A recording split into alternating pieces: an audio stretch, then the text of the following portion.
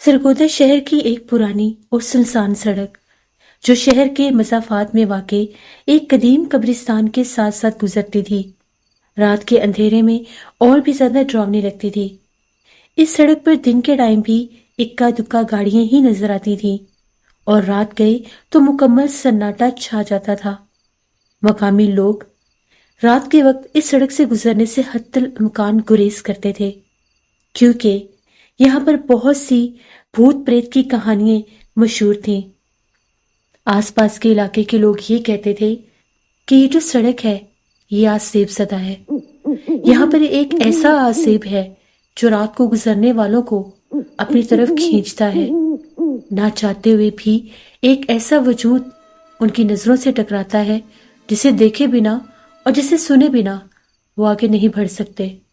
اس خوف سے ہر کوئی قبرستان والے راستے سے گزرنے سے بہت ڈرتا تھا۔ کئی بار اگر رات کے وقت کوئی فوڈ ڈیلیوری کے لیے کسی بھی پیزا شاپ پر فون کرتا تو اس لوکیشن کا سننے پر وہ صاف منع کر دیتے کہ کوئی بھی رائڈر رات کے اس پہر میں اس علاقے کی طرف نہیں آئے گا، کیونکہ ان کے ساتھ اس راستے پر بہت سے حادثات اور واقعات ہوتے ہیں۔ اس خوف سے لوگ رات کے وقت کوئی چیز بھی نہیں منگوا سکتے تھے۔ سردیوں کے موسم میں شام ڈھلتے ہی وہ سڑک اتنی ویران ہو جاتی کہ اپنے ویران ہونے کی کہانی چیخ چیخ کر سناتی، لیکن اس کو سننے والا کوئی بھی نہ ہوتا۔ قبرستان کے پاس ان پرانے درختوں کے اوپر رات بھر الو کی آواز گونجتی رہتی۔ وہ الو بہت عجیب انداز میں بولتا، اس کے ساتھ ہی سڑک کے اوپر سے ایک پرسرار اور اجنبی سی آواز بھی سنائی دیتی، مانو جس طرح سے کوئی بے پرواہ لڑکی پاؤں میں پائل پہنے رات بھر اس ویران سڑک کے اوپر چھن چھن کرتی چلی جاتی ہے۔ اس کی پائل کی چھن چھن ہوا کے دوش پر کبھی گھروں سے بہت دور چلی جاتی تو کبھی پھر سے گھروں کے قریب آ جاتی۔ اس علاقے کے مکین تو جانتے تھے کہ اس سڑک کے اوپر ایک بہت زیادہ پرسرار آسیب ہے، لیکن اس کی ظاہری شکل فی الحال کسی نے دیکھی نہیں تھی۔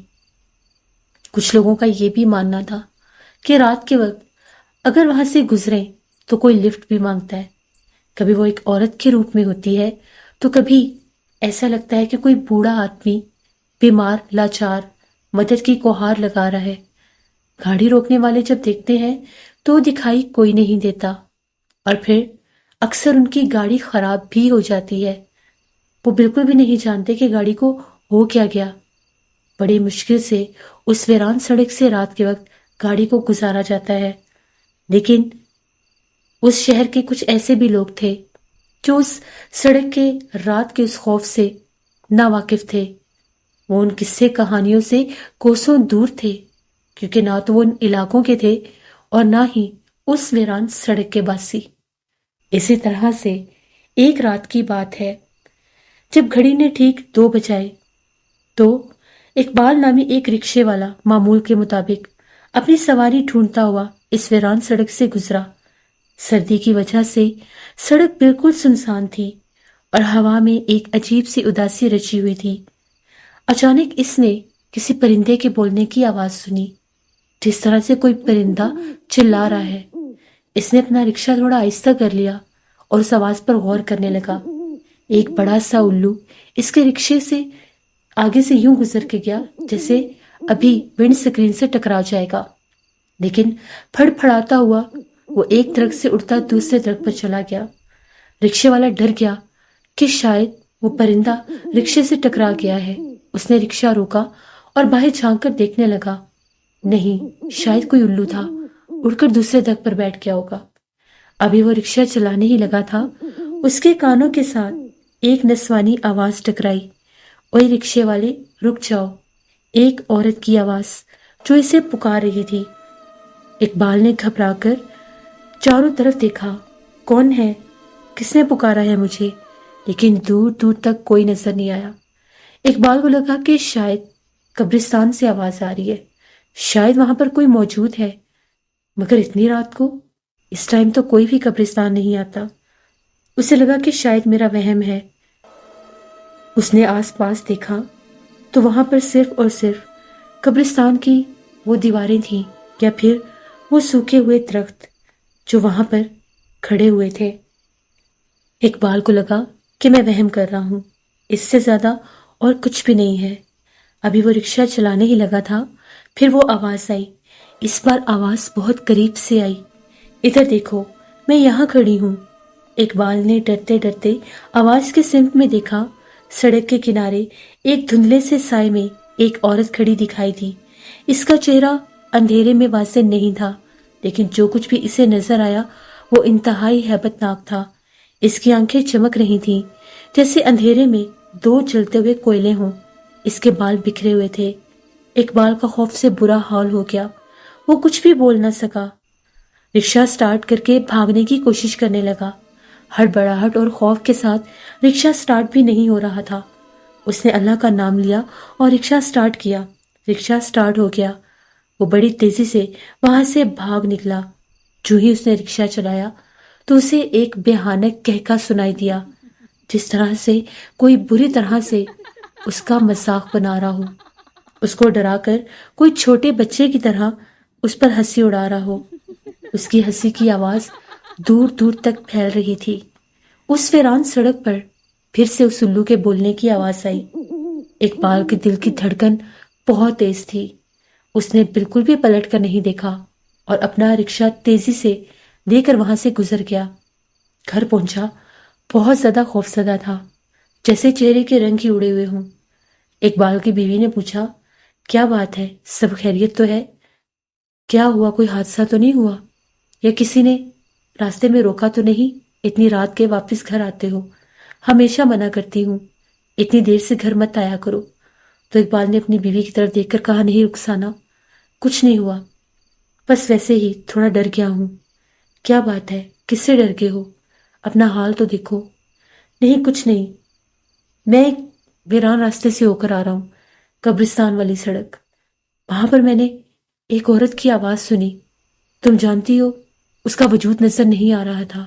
اندھیرے میں دہکتے ہوئے کوئلے کی طرح دو آنکھیں چمک رہی تھیں، جس پر رخسانہ کہکا لگا کر ہنسنے لگی اور کہنے لگی، اب آپ چھوٹے بچے تو نہیں ہیں جو یہ کہانیاں بنا رہے ہیں۔ قبرستان کے پاس سے گزرتے ہوئے اچھے خاصے عقل مند انسان کا بھی رات کے وقت دل دھڑک سکتا ہے۔ ہو سکتا ہے آپ کو وہم ہوا ہو، اور کچھ بھی نہیں۔ اقبال اس کی بات سے بالکل بھی متفق نہیں تھا۔ اس نے کہا، چھوڑو، رہنے دو، مجھے نیند آ رہی ہے۔ اقبال کے چہرے پر اتنی سنجیدگی دیکھ کر رخسانہ بھی تھوڑی پریشان ہو گئی۔ لگتا ہے یہ سچ کہہ رہے ہیں، آج تک میں نے ان کو اتنا پریشان نہیں دیکھا۔ اس کے بعد اقبال تو اس سڑک کے نام سے بھی ڈرنے لگا۔ کئی راتوں تک اس کے دل سے اس رات کا خوف نہیں گیا۔ ایک دو دن تو اس کا بخار بھی نہیں اترا۔ اس کے بعد وہ پھر سے اپنی زندگی میں نارمل ہوا، پھر سے وہی سواریاں، پھر سے وہی راستے جن کو وہ جانتا تھا۔ وہ ہر ایک نئی سواری کو اپنے رکشے میں بٹھاتا اور اس کی منزل مقصود تک پہنچا دیتا۔ اسی گہما گہمی میں کئی اور دن گزر گئے۔ ایک رات پھر سے اقبال ایک سواری کو چھوڑ کر اسی قبرستان والی سڑک کے پاس سے گزر رہا تھا، لیکن وہ نہیں جانتا تھا کہ پھر سے رات کے 2 بج رہے ہیں۔ تو اسے اسی سڑک پر ایک عورت دکھائی دی جو دور سے چلتی ہوئی آ رہی تھی، جس نے پیلے کلر کا لباس پہن رکھا تھا اور ایک چادر بھی اوڑھی ہوئی تھی۔ اس نے ہاتھ کا اشارہ کر کے اقبال کو روکنا چاہا۔ اقبال نے رکشہ روکا تو اس نے بڑے نرم لہجے میں اسے کہا کہ بھائی صاحب، مجھے تھوڑا آگے جانا ہے، کیا آپ مجھے چھوڑ دیں گے؟ اقبال نے اس کو بغور جائزہ لیتے ہوئے دیکھا۔ وہ بالکل ایک عام سی عورت لگ رہی تھی، شلوار قمیض پہنے، سر پر چادر اوڑھے۔ بھائی صاحب، میں آپ سے مخاطب ہوں، کیا آپ مجھے کچھ دور چھوڑ دیں گے؟ تو اقبال نے غور سے اسے دیکھتے ہوئے کہا، جی ضرور، کیونکہ اقبال کو اس میں کوئی بھی ایسی بات نظر نہیں آئی۔ اقبال نے پچھلی رات کو اپنا وہم ہی سمجھا، کیونکہ یہ وہی سڑک تھی جہاں وہ سب ہوا تھا۔ خیر، وہ عورت رکشے میں بیٹھ گئی۔ راستے میں وہ عورت بالکل خاموش رہی، کوئی بات نہیں کی۔ اقبال نے ایک دو بار اس سے بات کرنے کی کوشش کی۔ بی بی جی، اتنی رات کو آپ اس سڑک پر؟ خیریت؟ اور آپ ہیں بھی اکیلی؟ آپ کی طبیعت تو ٹھیک ہے؟ کوئی مسئلہ تو نہیں؟ اس نے کوئی جواب نہیں دیا اور کہا کہ بس تھوڑا اور آگے مجھے اتار دیجیے۔ اقبال چپ کر گیا اور دوبارہ سے اس نے اس عورت سے بات کرنے کی کوشش نہیں کی۔ وہ چپ چاپ رکشہ چلاتا جا رہا تھا، صرف اور صرف وہ ویران سڑک ہی اس کے ساتھ چل رہی تھی۔ اس کے بعد اسے پھر سے فضا میں اپنے رکشے کے ساتھ ساتھ ایک کالے رنگ کا الو اڑتا ہوا نظر آیا۔ الو بہت قریب سے ہو کر گزر رہا تھا اور بول بھی رہا تھا۔ اقبال ایک بار پھر ڈر گیا۔ اتنے میں وہ جگہ آ گئی جہاں پر اس عورت نے اترنا تھا۔ اقبال نے اس عورت سے کہا کہ آپ کو کہاں اتارنا ہے؟ جو ہی اقبال نے پیچھے پلٹ کر دیکھا، رکشہ خالی تھا۔ وہ عورت رکشے کی سیٹ پر نہیں تھی، عورت غائب ہو چکی تھی۔ اقبال کا دل زور زور سے دھڑکنے لگا۔ اسے پچھلی رات کا منظر یاد آ گیا۔ اسے یقین ہو گیا کہ اس سڑک کے اوپر ضرور کوئی آسیب ہے۔ اس رات کے بعد اس کے دل میں ایسا خوف طاری ہوا کہ وہ اکثر بیمار رہنے لگا۔ جب وہ اپنے گھر اس رات پہنچا، اسے بہت سخت بخار تھا۔ آج اس نے رخسانہ سے کوئی بات نہیں کی، چپ چاپ رکشہ کھڑا کر کے اپنے کمرے میں جا کر سو گیا۔ رخسانہ اس کے اس رویے سے بہت زیادہ پریشان ہوئی۔ رخسانہ نے جا کر رکشے کو دیکھا، کہیں کوئی ایکسیڈنٹ تو نہیں ہوا۔ جو ہی اس نے چاروں طرف رکشہ دیکھا، رکشہ تو بالکل ٹھیک تھا، لیکن پچھلی سیٹ پر سرخ رنگ کی چوڑیاں پڑی تھیں، کانچ کی چوڑیاں۔ یہ چوڑیاں کس کی ہیں؟ شاید کسی سواری کی ہوگی۔ رخسانہ نے وہ چوڑیاں اٹھا کر اس رکشے سے باہر برآمدے میں کپڑے استری کرنے والے ٹیبل کے اوپر رکھ دی اور جا کر اقبال سے اس سے پہلے بات کرتی وہ سو چکا تھا۔ رخسانہ بھی لیٹ گئی، تھوڑی سی پریشان حال۔ اللہ خیر کرے، پتہ نہیں کیا ہوا ہے۔ آج اقبال نے کوئی بات بھی نہیں کی اور چپ چاپ آ کر سو گئے، ورنہ وہ تو گھر آ کر مجھے دن بھر کی ساری باتیں بتاتے ہیں، دن بھر کیا ہوا کیا نہیں، لیکن آج تو بالکل خاموش ہے۔ رخسانہ نے کروٹ لی اور سونے کی کوشش کرنے لگی۔ ابھی اس نے آنکھیں بند ہی کی تھی، اس کو چوڑیوں کی چھن چھن سنائی دی، جس طرح سے کوئی لڑکی بازو میں چوڑیاں پہنے صحن میں چل پھر رہی ہو، اور اس کے ساتھ قدموں کی آہٹ۔ رخسانہ کا دل زور سے دھڑکنے لگا۔ یہ آواز کیسی ہے؟ چوڑیاں تو میں نے باہر رکھی تھی، تو یہ پہنی کس نے؟ رخسانہ جلدی سے اٹھی اور تھوڑا سا دروازہ کھول کر اس سے پہلے باہر جاتی تو جو کچھ اس نے دیکھا، اس کا دل دہل گیا۔ ایک دبلی پتلی لمبی سی کالے سیاہ چہرے والی عورت پیلے رنگ کے لباس میں، ہاتھ میں سرخ چوڑیاں پہنے، اقبال کے رکشے کے پاس کھڑی تھی۔ کبھی رکشے کے ایک طرف جاتی تو کبھی دوسری طرف۔ رخسانہ کی چیخ اس کے حلق میں اٹک گئی اور اس نے خوف کے مارے دروازہ بند کر لیا۔ یہ کون ہے؟ یہ کون ہے جو ہمارے گھر میں موجود ہے؟ اقبال اسی لیے ڈرے ہوئے تھے۔ مجھے تو یہ کوئی اور مخلوق لگتی ہے۔ رخسانہ نے ڈرتے ڈرتے کمرے کی کنڈی لگا لی۔ پھر سے چوڑیوں کی چھن چھن شروع ہو گئی، اور اب کی بار وہ چلتی چلتی دروازے کے قریب بھی آئی اور اس نے ہلکا سا دروازے پر دستک بھی دی۔ 2 سے 3 بار ایک اجنبی سی دستک دروازے پر ہوئی اور کسی نے اقبال کا نام بھی لیا، اقبال باہر آؤ۔ جو ہی رخسانہ نے یہ آواز سنی، رخسانہ چیخیں مارنے لگ گئی۔ اقبال بھی جاگ گیا۔ کیا ہوا رخسانہ، تم ٹھیک تو ہو؟ وہ باہر میں نے ابھی کوئی آواز سنی ہے، کوئی آپ کو بلا رہا ہے۔ میں نے ایک عورت کو دیکھا ہے، پیلے لباس والی عورت، اس نے چوڑیاں پہنی ہوئی ہیں، آپ کے رکشے میں چوڑیاں تھیں۔ یہ کیا ماجرا ہے؟ اقبال بھی ڈر گیا اور کہنے لگا دروازہ مت کھولنا، یہ اسی قبرستان والے راستے کی مخلوق ہے جس کے بارے میں نے تمہیں اس دن بتایا تھا۔ آج پھر میں اس سڑک پر گیا تھا اور ایک سواری پیلے لباس میں میرے رکشے میں سوار ہوئی اور چلتے رکشے سے غائب ہو گئی۔ تبھی اقبال کو اپنے گھر سے الو کے بولنے کی آواز آنے لگی۔ اقبال بہت ڈر گیا۔ وہ رات ان دونوں نے ڈر ڈر کے گزاری۔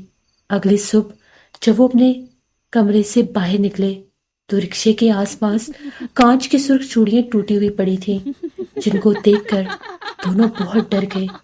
یہی چوڑیاں تھیں جسے رات کو پہنے وہ یہاں پر کھڑی تھی، اور صحن میں بہت لمبے عجیب و غریب پیروں کے نشان بھی لگے تھے، جن کو دیکھ کر وہ دونوں ڈر گئے۔ اس کے بعد اقبال ہر رات چیخیں مار مار کے ڈرتا اور یہ کہتا کہ کوئی مجھے پکار رہا ہے، مجھے اس کی آواز آ رہی ہے۔ رخسانہ کو بھی کئی بار وہ پیلے لباس والی اور کالے چہرے والی عورت اپنے گھر کے مختلف حصوں میں دکھائی دی۔ ایک بار تو رخسانہ نے اسے اقبال کے بیڈ کی طرف سر کے سائڈ کھڑے دیکھا۔ اس کی چیخیں نکل گئی۔ رخسانہ نے اقبال سے کہا کہ اب ہمیں کسی نہ کسی سے مدد لینی ہوگی۔ اگر ہم کسی روحانی عامل کے پاس نہ گئے تو یہ مخلوق ہمیں جان سے مار دے گی۔ جس پر اقبال نے کہا کہ ہاں بالکل، ہمیں کسی سے مدد لینی ہوگی۔ پھر ان دونوں نے ایک مولوی صاحب سے رابطہ کیا، مولوی صاحب کو ساری بات بتائی۔ مولوی صاحب کا یہ کہنا تھا کہ تمہارے پیچھے اسی سڑک کا آسیب ہے جہاں سے تم رات کے اس پچھلے پہر میں گزرتے ہو۔ وہ وہی مخلوق ہے جو بہت سے لوگوں کے پیچھے لگتی ہے اور ان میں سے چند لوگوں کو اپنا شکار بنانے کے لیے چن لیتی ہے۔ شاید تم بھی ان میں سے ایک ہو۔ میں اس کو نکال نہیں سکتا، اس کے لیے تمہیں کسی عامل کے پاس جانا پڑے گا۔ اقبال نے دن رات ایک کیا تو اس کے ایک جاننے والے نے ایک عامل کے بارے میں بتایا۔ جب اقبال وہاں پر پہنچا تو ان عامل نے بتایا کہ وہ ایک پچھل پیری چڑیل ہے جو وہاں کے ویران درختوں پر آباد ہے۔ رات کے پچھلے پہر میں اس پوری سڑک پر صرف اسی کا راج ہوتا ہے۔ وہ جس کو چاہے گزرنے دے اور جس کو چاہے روک لے۔ اس نے تمہیں بھی روکا اور تمہارے اوپر اس کا آسیب ہو گیا۔ یہ ایک تعویذ اپنے گلے میں پہن لو اور ایک اپنے رکشے میں لگا لو، اپنی بیوی کے گلے میں بھی پہنا دو، کیونکہ وہ اس کے اوپر بھی حملہ کرنے کی کوشش کرے گی۔ تمہارے گھر میں وہ مخلوق موجود ہے۔ کچھ دن تم نے رکشہ نہیں چلانا، ورنہ وہ تمہارا ایکسیڈنٹ کرنے کی بھی کوشش کرے گی۔ اور یہ ایک تعویذ ہے، اس کے چھینٹے اپنے رکشے پر اور اپنے گھر کی در و دیوار پر ضرور مارتے رہنا۔ 7 دن کے بعد دوبارہ آنا۔ 7 دن وہ یہ عمل کرتے رہے۔ ان 7 دنوں میں رات کے ٹائم چھت کے اوپر سے کسی کے چلنے کی آوازیں آتی، لیکن گھر کے اندر سے وہ آوازیں اور سرگوشیاں آنا بند ہو گئیں۔ 7ویں دن جب اقبال اور رخسانہ دوبارہ عامل کے پاس گئے تو انہوں نے کہا کہ اب وہ مخلوق جا چکی ہے، لیکن غلطی سے بھی دوبارہ اس قبرستان والی سڑک پر مت جانا، کیونکہ اب کی بار اگر تم گئے تو وہ تمہیں واپس نہیں آنے دے گی۔ یہ تھی اس ویران سڑک کی خوفناک کہانی، جس سے گزرتے ہوئے لوگ آج بھی اقبال کی مثال دیتے ہیں۔ جو اس کے ساتھ ہوا وہ سب کے لیے ایک خوفناک مثال بن کے رہ گیا۔ اگر آپ کو میرے چینل کی کہانیاں پسند آتی ہیں تو لائک کیا کریں اور چینل کو سبسکرائب کرنا بالکل بھی مت بھولیے گا۔ آپ کا بہت شکریہ۔